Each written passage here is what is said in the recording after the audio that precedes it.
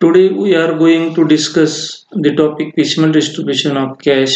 आज आपण piecemeal distribution of cash या टॉपिक वर चर्चा करणार आहोत. This topic is divided into three parts, that is introduction, classification of liabilities and order of payment. हा topic introduction, classification of liability आणि ऑर्डर ऑफ पेमेंट या तीन विभागामध्ये विभागलेला आहे. Introduction. when partnership firm dissolve, the assets are realized and the liabilities are paid off. Assets are realized in pieces and the liabilities as well as partners capital balance are also paid in pieces. This method of distribution is called as piecemeal distribution of cash. ज्यावेळेस भागीदारी संस्था बंद होते किंवा dissolve होते त्यावेळेस भागीदारी संस्थेकडे असलेल्या सर्व ॲसेट विकल्या जातात आणि त्यामधून भागीदारी संस्थेच्या सर्व लायबिलिटी पेड केल्या जातात. परंतु ॲसेट विकताना त्या ॲसेट एकदम न विकता टप्प्याटप्प्याने विकल्या जातात आणि त्यामधून आलेली कॅश ही लायबिलिटी देण्यासाठी टप्प्याटप्प्याने वापरली जाते. त्याचबरोबर पार्टनर्स कॅपिटल असेल किंवा थर्ड पार्टी लायबिलिटी असतील या सुद्धा टप्प्याटप्प्याने दिल्या जातात. म्हणून या पैसे देण्याच्या पद्धतीला पिecemeal डिस्ट्रीब्युशन ऑफ कॅश असे म्हटले जाते. Classification of liabilities. Liabilities are classified into various parts. Number one, external liabilities. लायबिलिटीची विभागणी ही वेगवेगळ्या प्रकारामध्ये केली जाते. त्यामधला पहिला प्रकार हा एक्सटर्नल लायबिलिटी आहे. External liabilities are classified into two parts. External liability या दोन प्रकारामध्ये विभागल्या जातात. Number one, preferential liabilities. Preferential liability या तीन प्रकारचे असतात. नंबर एक, गव्हर्नमेंट ड्यूज. नंबर दोन, एम्प्लॉईज ड्यूज आणि नंबर तीन, realisation expenses. Next, other liabilities. Other liabilities are two types, secured creditors and unsecured creditors. Other liability या दोन प्रकारचे असतात. एक secured creditors आणि दोन unsecured creditors. Number second, internal liabilities, loan from partners. दुसरा प्रकार आहे इंटरनल लायबिलिटीचा. याच्यामध्ये भागीदाराकडून घेतलेले जे लोन आहे ते येतं. Number three, partners capital account. भागीदाराचं जे कॅपिटल आहे याचा समावेश याच्यामध्ये होतो. Next, order of payment. The partnership act lays down the following order of payment at the time of distribution of cash. भागीदारी संस्थेच्या कायद्यानुसार भागीदारी संस्थेतील लायबिलिटी देत असताना खालील ऑर्डर ऑफ पेमेंट वापरली जाते. Number one, realisation expenses and contingent liability. सर्वप्रथम रिअलायझेशन एक्सपेन्सेस आणि कॉन्टिंजंट लायबिलिटी दिली जाते. Realization expenses are paid out of cash balance or first installment, and surplus of realization expenses will be added to the last installment. सर्वप्रथम realisation expenses हे cash balance मधून किंवा प्रथम instalment मधून दिले जातात आणि जर रिअलायझेशन एक्सपेन्सेस हे लास्ट इन्स्टॉलमेंट दिल्यानंतर सरप्लस होत असतील किंवा शिल्लक राहत असतील तर ती जी ज्यादा तरतूद रिअलायझेशन एक्सपेन्सेसची केली आहे ती शेवटच्या इन्स्टॉलमेंटमध्ये ऍड केली जाते. Number second, contingent liability, bills under discounting. Realisation expenses दिल्यानंतर कॉन्टिंजंट लायबिलिटी पेड केली जाते. Number second, third party liability, preferential creditors. Third party liability मध्ये 3 प्रकारची लायबिलिटी असते. Number 1, preferential creditors, secured creditors, unsecured creditors. When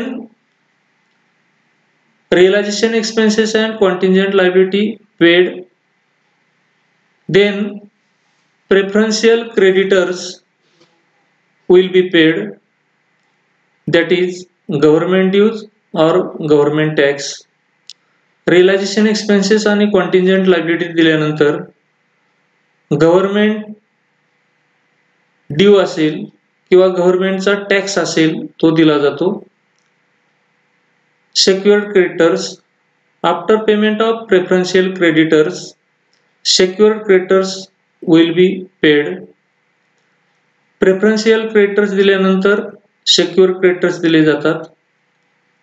Number 3, unsecured creditors, after payment of preferential creditors and secured creditors, then unsecured creditors should be paid.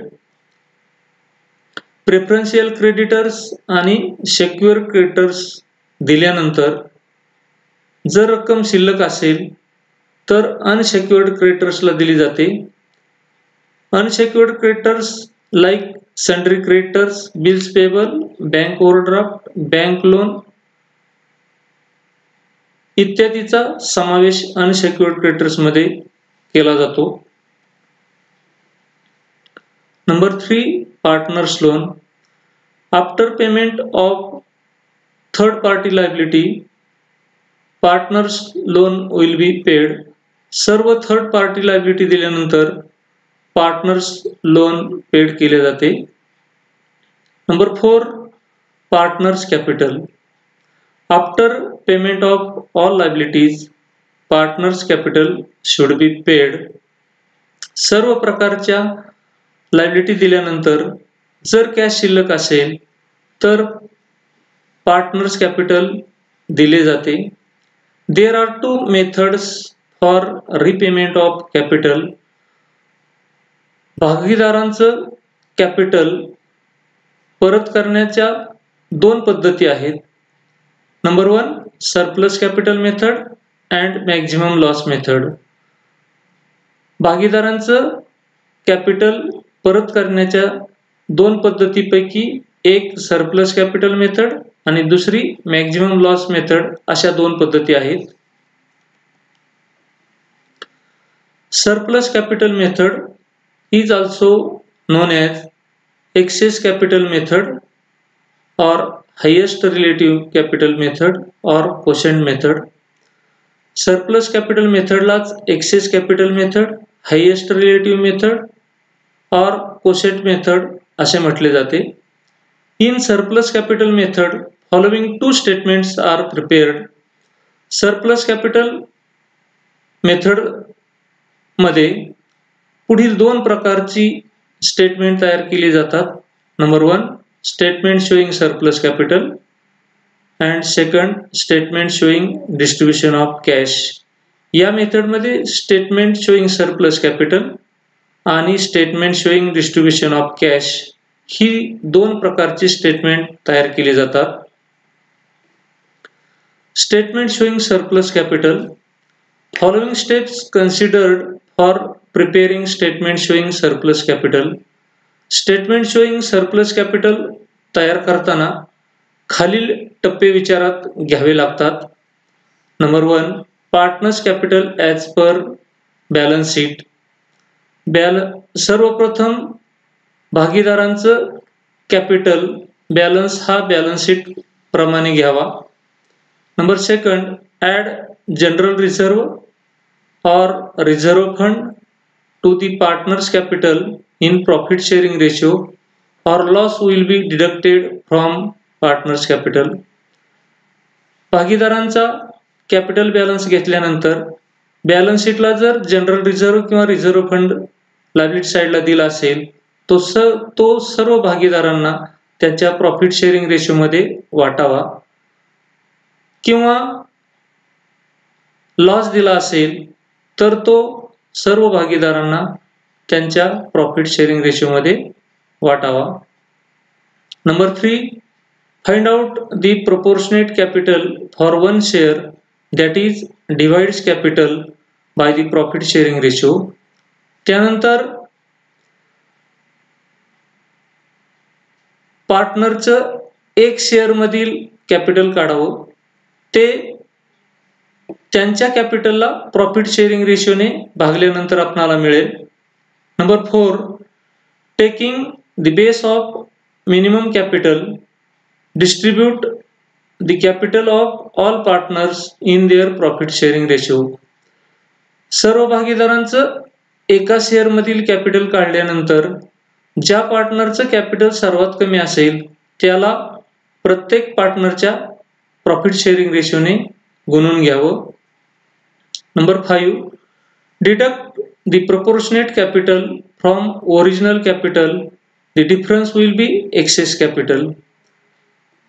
Proportionate capital हे त्याच्या original capital मधून वजा केल्यानंतर आपल्याला excess capital मिळेल. Number 6, again find out absolute excess capital between the remaining 2 partners. त्यानंतर वरील प्रमाणेच राहिलेल्या 2 पार्टनरचं एक्सेस कॅपिटल काढून घ्यावं. Statement showing distribution of cash. The following steps should be considered while preparing the statement showing distribution of cash.